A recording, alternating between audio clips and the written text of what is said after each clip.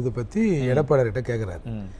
எடப்பாடியார் அதை புரிந்து கொண்டு அதை கேட்டு, ஏன் இந்த ஊரில் அம்மா உணவகம் இல்லையா, நாங்கள் ஆட்சிக்கு வந்தவுடன் அம்மா உணவகம் இங்கே வைக்கப்படும் சொல்கிறார். இது ஒரு சாதாரண ஒரு இளைஞர் வருகின்ற முன்னாள் முதலமைச்சர் நாளைய முதலமைச்சர்கிட்ட கேட்குறாரு. அதுக்கு அவர் புரிந்து கொண்டு அதை ரெஸ்பான்ஸ் பண்ணுறார்.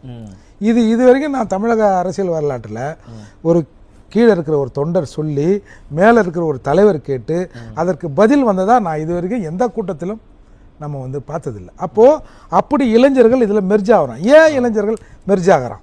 இப்போ நீங்கள் சொன்னீங்க இல்லையா, டிஎன்பிசி எக்ஸாம் மற்றதெல்லாம், இதெல்லாம் யார் வேலைக்கு போக போகிறான்? ஒரு 1.5 லட்சம் அரசு ஊழியர் எடுக்கிறேன்னு சொன்னீங்க. யார் 50 வயசில் வேலைக்கு போக போகிறான்? இளைஞர்கள் தான் வேலைக்கு போக போகிறான். ஒரு 75,000 +2 படித்த மாணவ மாணவிகளை நீர்நிலைகளை பாதுகாக்கிறதுக்கு நான் வந்து வேலைக்கு எடுப்பேன்னு சொன்னீங்க. அதில் யார் போவா?